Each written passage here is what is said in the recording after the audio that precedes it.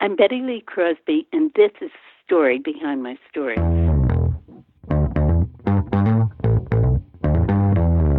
You're listening to the Author Stories Podcast, bringing you the story behind the stories and the storytellers. Margaret White, Terry Brooks, Sheena Kamal, Matthew Quick, J.T. Ellison, Walt D. Williams, Brad Thor, Corey, Dr. O, Brandon Anderson, Robin Mom, Ernest Klein, Jim Butcher, Sherwin Harris. Visit hankgarner.com for archives of all the shows. Today's guest is Bette Lee Crosby. I'd like to thank some sponsors who, due to their generous support of the show, help bring this to you each and every time we bring you the show. From Eamon Ambrose, author of the best-selling sci-fi serial 0 Hour, comes a new novelette, Love and Other Algorithms. When Frank, a personal robot assistant, meets a similar model named Shelley, they are inexplicably linked and form an instant bond. But when outside forces conspire to separate them, Frank must decide how far he will go to save their relationship. However, all is not as it seems, and as Frank searches for Shelley, he learns that they are both part of something much, much bigger. Out now from Amazon, Love and Other Algorithms by Eamon Ambrose. Hey authors, are you looking for a beautiful professional cover for your science fiction or fantasy book? Holly Heisey Designs offers custom illustration and cover design with characters that will put your people center stage, spaceships designed from the ground up, and scenery that makes your world come alive. Visit Holly Heisey Design to book a custom cover or view pre-made ebook covers ready to purchase. Holly is an award-winning illustrator and designer who's done work for the Magazine of Fantasy and Science Fiction, the Future Chronicles anthology series, and USA Today and Amazon.com best-selling authors. Holly will bring your story world to life and get you a cover that will help sell your book. Visit hollyheiseydesign.com for more information on how to book your custom cover design or purchase pre-mades, as well as join the Holly Heisey Design Facebook group for discounts and first dibs at all the new spaceship and fantasy pre-made covers. Find all of this at hollyheiseydesign.com. A Bright Shore, The Eden Chronicles, Book 1 by S.M. Anderson, a military sci-fi political thriller set just a short decade from now in 2031, holding to the concept of individual liberty can get you killed. Western civilization is in collapse, a process led and driven by the world's leading supposed democracies, our own included. What was once the Western world's guiding light of liberty is quickly being replaced by state-sponsored serfdom under the guise of a global economic reset done in the name of the workers. This is an exciting new novel by an exciting new talent, a debut novel, the first in a series from a former CIA operations officer who has decided that his lifelong writing habit, hobby, obsession is more fun than real work. Go pick up a copy today of A Bright Shore, The Eden Chronicles, Book 1 by S.M. Anderson. There's a link to all of our great sponsors in the show notes at hankgarner.com. Stick around at the end of our excellent interview today for an audiobook clip from Richard Gleaves, the Jason Crane series. As always, thanks for listening. Well, thanks for joining me again for the Author Stories Podcast, where I bring you the story behind the stories and the storytellers. Today, I'm really excited to have Bette Lee Crosby on the show with me today. She's got a brand new book called The Summer of New Beginnings, and I know we're going to have a great time talking today. Welcome to the show, Bette. It's my pleasure to be here, Hank. Bette, I begin each show with the same question, and that question is, what is your first memory of wanting to be a writer or a storyteller?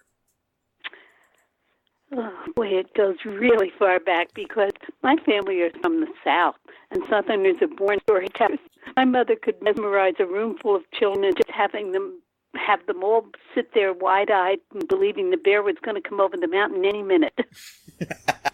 Well, so I think I pretty much grew up on storytelling. Well, as a Southerner, I can attest to that. Yeah, we do have a kind of a propensity for spinning tall tales and trying to entertain folks. What were you a bookish kid, Bette? Did you love to read when you were a kid? Yes, I really did. I loved to read. And, the funny thing was that I didn't read the things that you hear most children reading about, like the Bobbsey twins or, the kind of child mystery stories. I used to read Grimm's fairy tales and, just off-the-wall things. Right. Did you write stories as a kid? No, I didn't. Actually, I started my career in art, and I studied to be a designer, and I went to work for a packaging company, and I was just really young then, and right out of college. And I went to work for a packaging company, and I was on the drawing board, and I was designing pantyhose packages. And I would get the package all ready, look great in the comp and everything. And I'd say to the salesman, "Excuse me, sir, I need some copy for the back of the package." And they said, "Make up whatever you want to make up on me." And that's really how I got started writing. And then I went there into at the company. They saw that I was a fairly decent writer and moved me to marketing. So I've come kind of through the back door. I got into novel writing because I have a real love of books. I would rather read a book than watch television any day of the week. Yeah. What are your favorite genres? I like literary fiction. I like women's fiction. Actually, you know what? I like pretty much everything, I think. I even read some fantasy. I mean, I love The Paper Magician and books like that because they're just so. I like anything that's well written. That's the truth. And if a book is not well written, I tend to tire of it very quickly. And it used to be that I would read right through no matter what. I was so dogmatic about it. And now I don't do that anymore. Now with the e-readers and everything, it's so quick to just move on, and you've got a whole library right at your fingertips. You sure do. I think a lot of writers are like you, Betty. Well, I think a lot of readers are like you as well. That we're not exactly we don't read the same thing all the time. I read a varied amount of stuff across the board, and I think by reading widely, it makes me a better writer. Although I may write kind of mostly in one genre, I think being informed by all those different things really makes you a more well-rounded writer. Oh, I absolutely agree. I think the place you learn the most about writing is by reading. Yes, absolutely. Because you not only see what works, you see what doesn't work. And if you're reading a book and you see a repetitious thing or a way of describing something and you think, "Oh, that's baloney," well, obviously that's impressed you and you're not going to use it or use that tactic. Yeah. Well, and being an avid reader is almost like apprenticing to other writers. You could.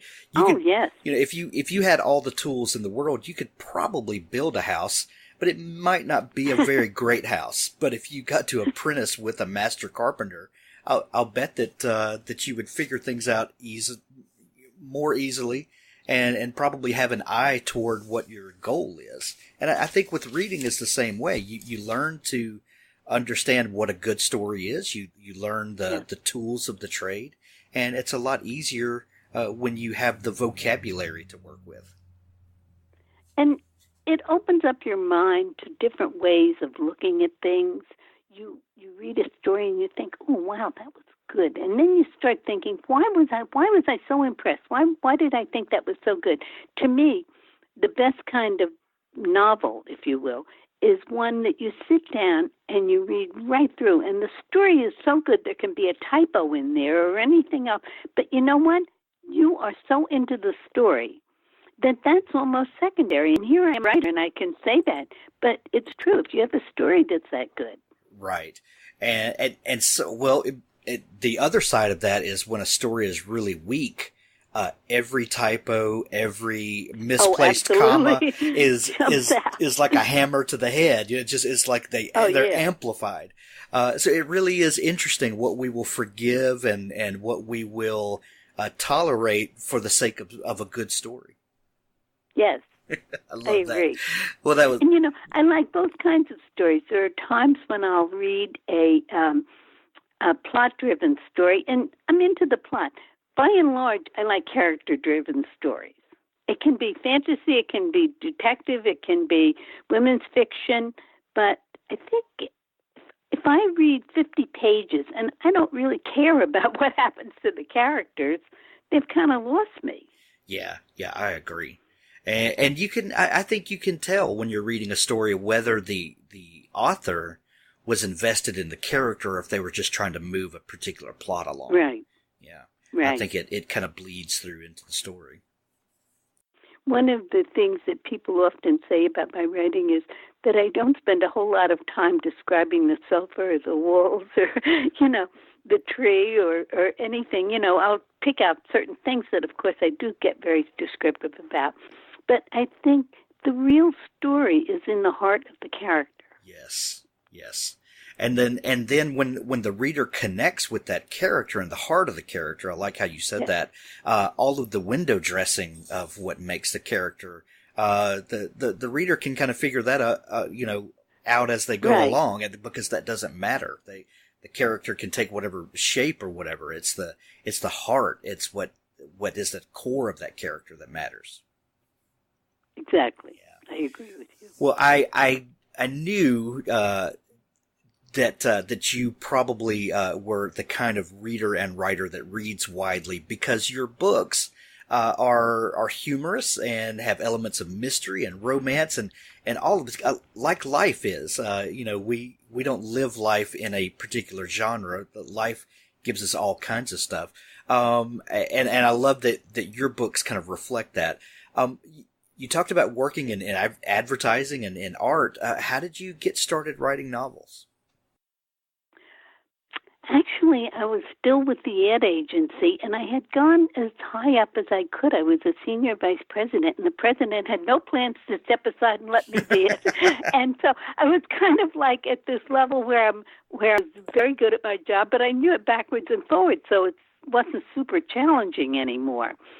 And I used to ride my exercise bike every single morning before I went to work, and I'd be at home, or at the gym, and I'd be writing, and I usually wrote for a half hour. But the news is on television, and once you go through one run-through of the news, the next run-through is pretty much the same thing. Exactly. So my mind would start to wander, and I just, people used to say to me, this is when I was in business, they would say to me, gee, I read articles for trade publications and different things like that. But they'd say, gee, you're such a good writer. Have you ever thought of writing a book? And my answer was always, I have nothing to write a book about, which is very funny considering this is now 19 books later.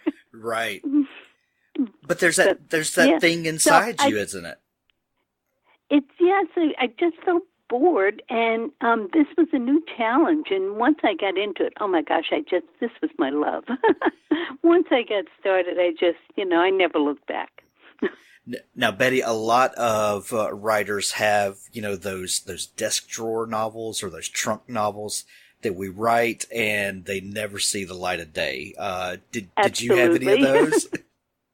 Oh, yes. I think I have 3. Nice. And, I look back, and just recently I found the file from my first book that I wrote that will never see the light of day in my computer. And I looked at it and I said, oh, my gosh, it's 140,000 words. I thought, good grief, whatever possessed me to keep writing all that time. And, there's probably about half of it you could just edit right out. Well, that's the great thing about those throwaway novels or those novels that get filed away is that's where we learn to write. We learn to write by reading, but then you have to actually sit down and type up the words, and that's the other part of the education is that it's kind of on the job training, and getting those words out is crucial. So when you started writing, did you have an idea for, you said you wanted to be a writer. What was the catalyst that made you actually sit down and start pounding out the story? I think basically because I was rather at a stage where I was kind of bored with what I was doing for business. And I'm just a really avid reader. So, excuse me. So, the first book, I don't think I was really thinking about publishing it or anything. I was just writing. And oddly enough, the first book, you've probably seen what mine are like. They're usually very heartfelt stories and stories about families and children and people, just in an ordinary, it's ordinary people in extraordinary circumstances usually. But the first book I wrote, that one that was 140,000 words, was almost science fiction. Not quite in that genre, but it was definitely had a lot of supernatural elements in it. And I think at the time I was reading a lot of Stephen King and Dean Koontz, and so that probably influenced me. Nice. So, did you have any idea of where to start? The innocence of writing those first novels, whether they're published or not, is always fascinating to me. Kind of that idea that I can do no wrong. Nobody knows I'm doing this yet, so there's no pressure. Also, I look back and I think at how naive I was to think, I'll write this really good story and then I'll sell it to an agent and then I'll write for the rest of my life and be happy ever after. Well, little did I know back then that writing a story is sometimes the easiest part. I was very much a dreamer, but I kind of learned. And, I was with a couple of different small publishers and everything. And my first experience was actually having someone outside publish it. And I guess I came along at a very good time because ebooks were not popular at that point. And they overcharged, they published the book, and they did a fine job publishing it, but they overcharged for it. And first they published it at $19.95. And, I did a bunch of speaking engagements. I went around to the women's club, and lo and behold, the book actually started to sell fairly decently on Amazon. And then when it started to sell well, it's $24.95. So I quit doing anything for it. I just left it there, and I said, I'm not going to do that. I thought it was too much for the book, and I couldn't in good conscience promote it at that price. So, and they only had paperback at that point. They only had the rights for paperback. So the market changed. And I continued to write. I continued to write what I wanted to write and, proceed along different avenues of looking for an agent, looking for representation. Then the Amazon started with the ebooks, and they started to become popular. So this publisher wrote to me and said, we would like you to give us a release to do an ebook also. And of course I wouldn't, because I was very unfavorable with the way they did their pricing. So I said no, and then they offered me the chance to buy my rights back. So I thought, this is interesting. My husband was just about to retire at that time. He was going to retire he was in financial services. He was going to retire from that, but he wanted to do something. And so I said, well, what do you think of the idea of being a publisher? And he said, I don't think much of that idea. So he was very honest about it. So I convinced him, and we got into it. I said, you see what I write, and you believe in it, so don't you want to sell a product that you believe in? So I convinced him to go into it, and we started Mint Pine Publishing. And he handled the business end, which was great because the thing I didn't want it. And I wrote. And so it started, I had a couple of books, like 2 or 3 books at that point that I'd written. And I started entering them in a few competitions, and they won awards. And so it was just, once you get a taste of that, you just can't back off from it. Right.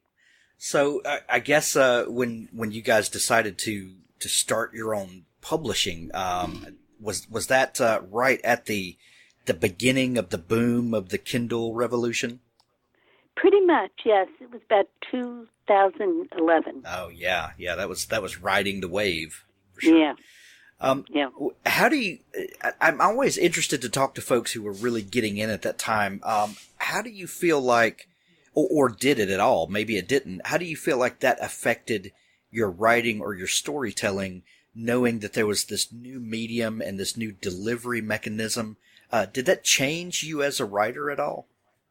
I don't think it changed my storytelling at all. At that point, I had already written, as I said, a few books that will never see the light of day because I kind of learned on those, and then I had the one that was published, and so each time I went one step further.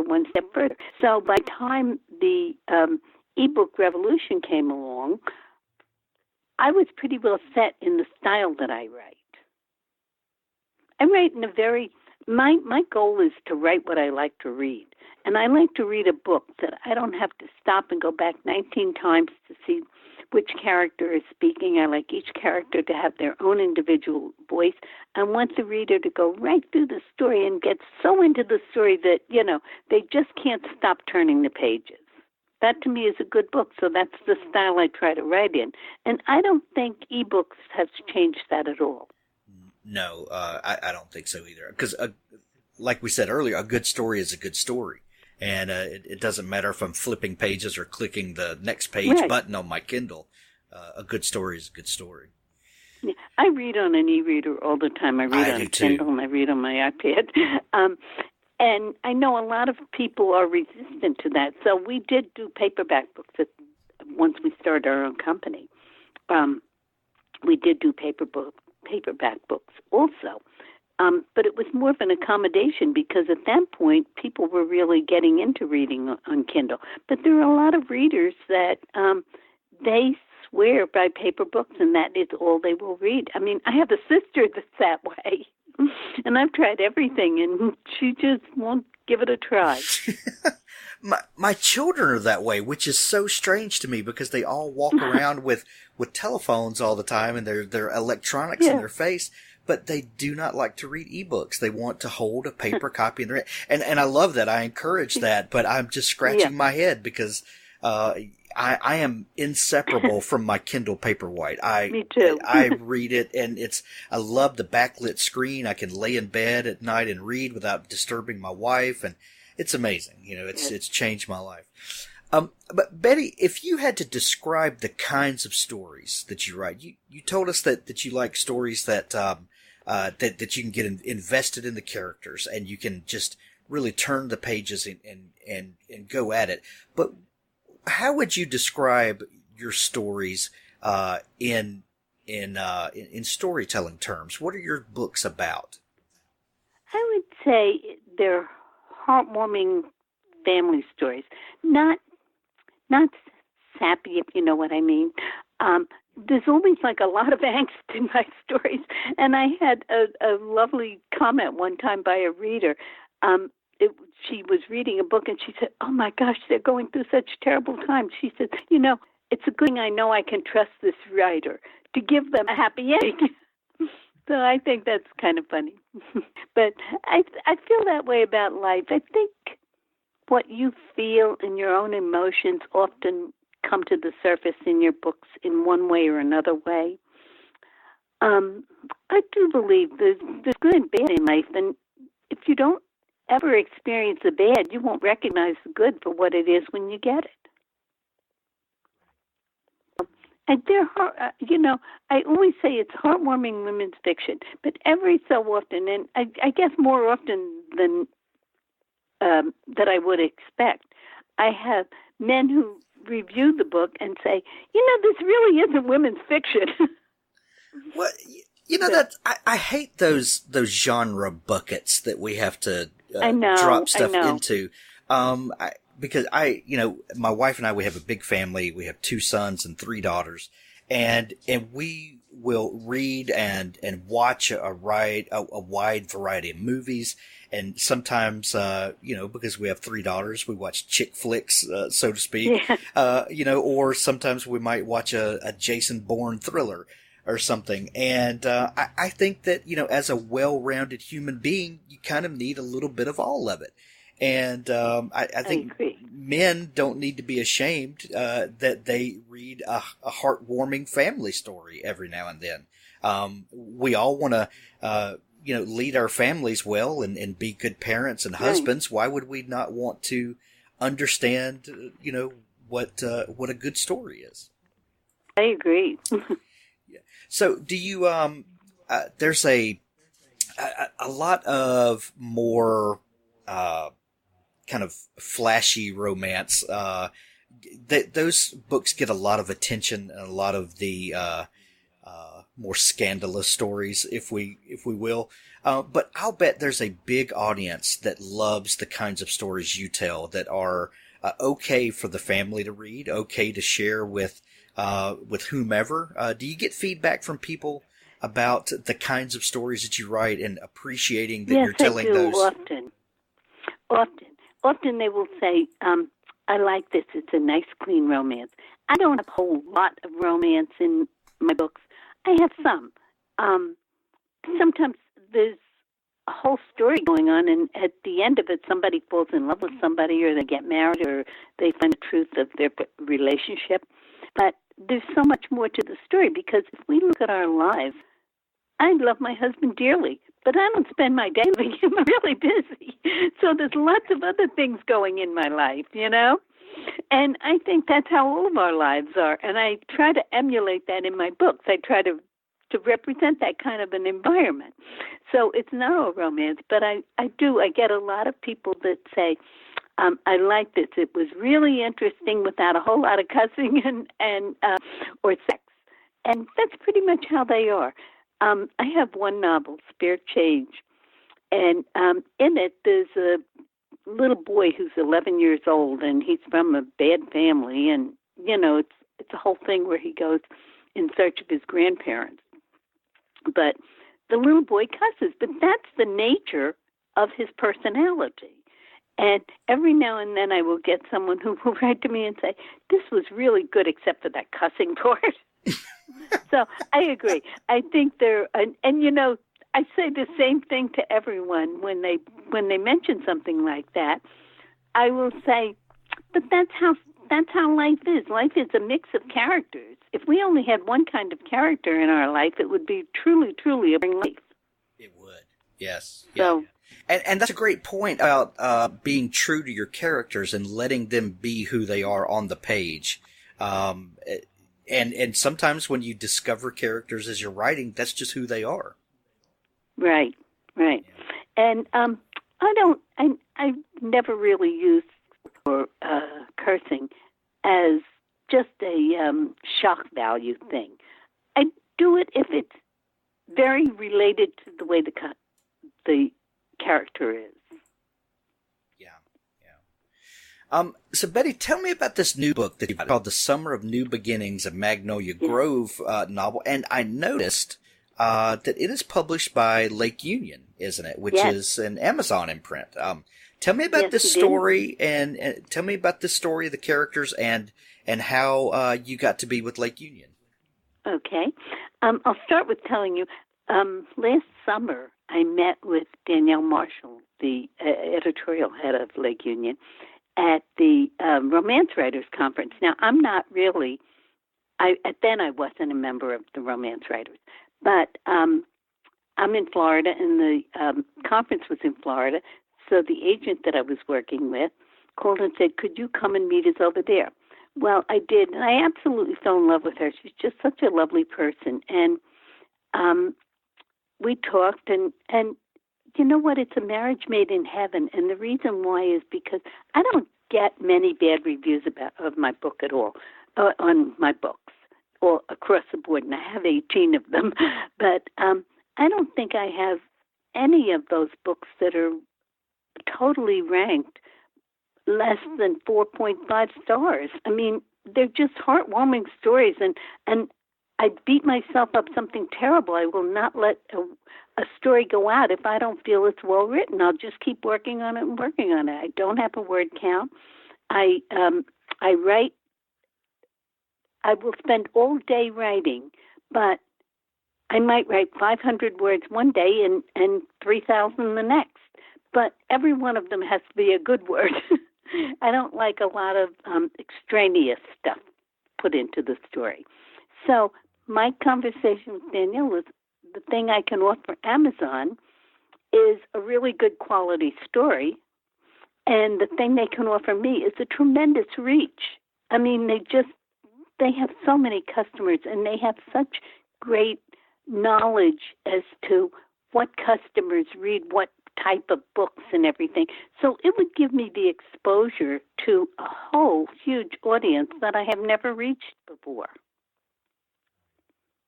So I thought it was just a wonderful opportunity, and we are now working on the second book. They gave me a 3-book contract, and we're now working on the second, which is also in Magnolia Grove series. And my experience, right from the start, and we've done 1 book now, and we're halfway on the, in the final editing kind of for the second book. And my experience has been just wonderful. I must say, I've really enjoyed it. They're professional. They're easy to work with. They're just a delight, really. And the story itself is the story of 2 sisters. Actually, well, yeah, it is. Story of 2 sisters, a baby, a dog, and a family. That's pretty much covers it. But Meghan, the protagonist, loses her father, and she's very close to him. So she ends up rescuing a dog from the lake that she thinks her father may have sent to her because she was lonely. And it really is a very heartwarming story. And her sister, she stays home and runs the business after her father passes away. Her sister Tracy, my sister Donna was. I had a sister Donna. I've lost her now, unfortunately. But boy, was she wild. She loved every minute of life, and she lived every minute of life. and we were just such opposites, and so are the girls in this story. But Tracy, in the book, has a baby, and the baby isn't talking. So she comes home with this baby that's not talking. And that was the most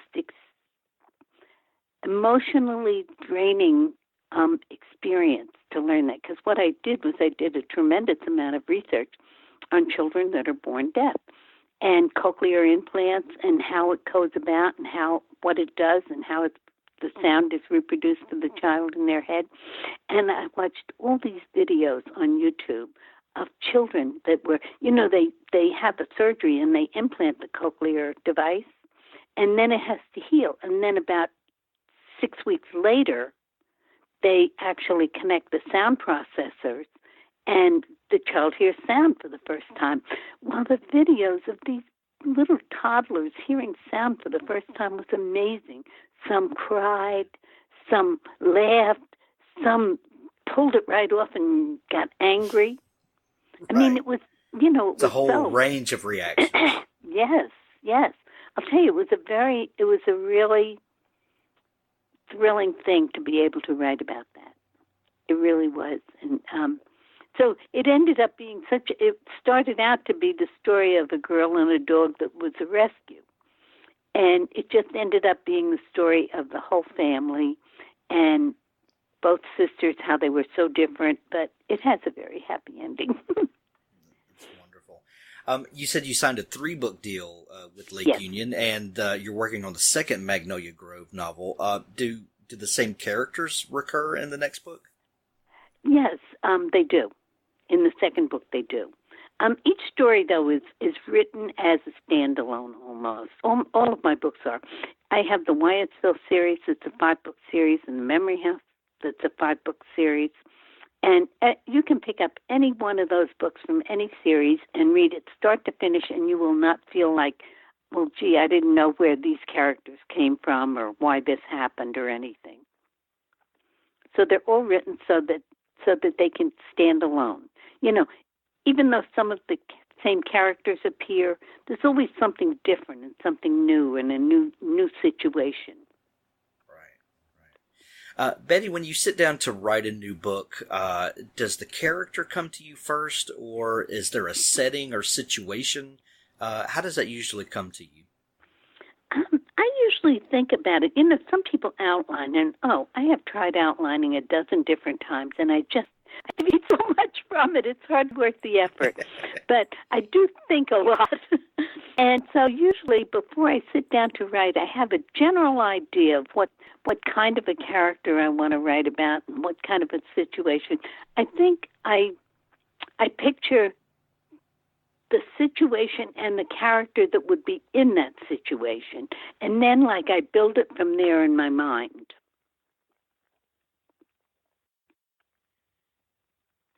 Betty, if people are not familiar with you and want to find out more about your work, do you have a website where they can connect with you at?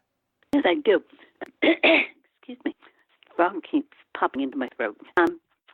I make it very easy for everyone. I am all over the under name. It's Betty, Bette, Lee, Lee, Crosby, CROSBY.com. And I have my same name on Facebook and Twitter and Pinterest and Instagram and Amazon. So I started writing under my name, and I've just kept everything under that. So it's easy, very easy for people to find me. It's perfect.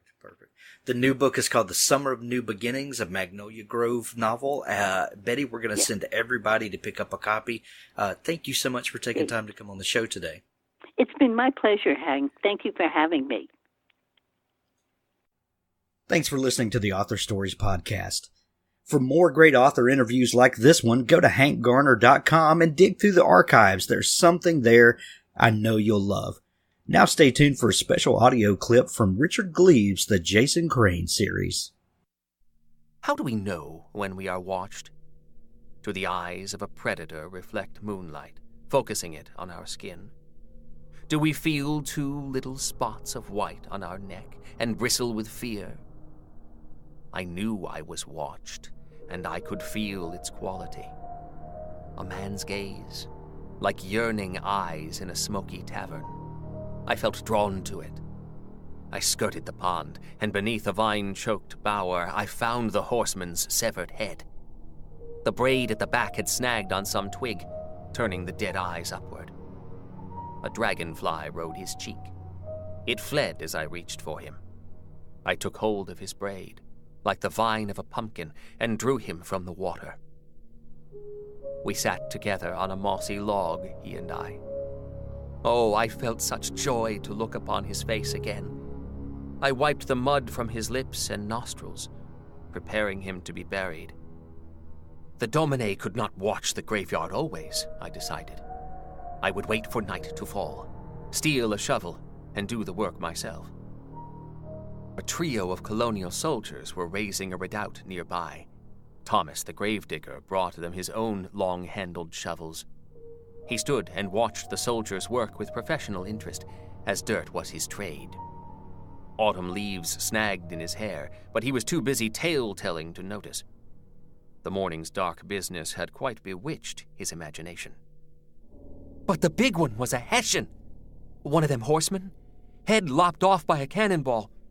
He'll be a-haunting this place now, he will, with a hip-hip and a clippity-clop. I'll be seeing headless spooks in my burying ground. Just you wait. And if he can't find his own head, he'll be wanting one of ours. Lord love us. He shivered, hands in pockets. The soldiers laughed at him, but the boy was serious. Our legend had begun to spin itself already, from the lips of our tow-headed gravedigger. Fact and fiction going their separate ways, severed, as they often are. I listened with fascination. I had always loved a ghost story, and I'd never witnessed the birth of one before. Ghost stories are a form of history. If we say, 3 men died building that church and they forever haunt it, we keep those souls alive in death. Ghost stories are the past bleeding into the present, demanding acknowledgement of those unseen presences all around us, in our street names and genealogies and on our crumbling headstones.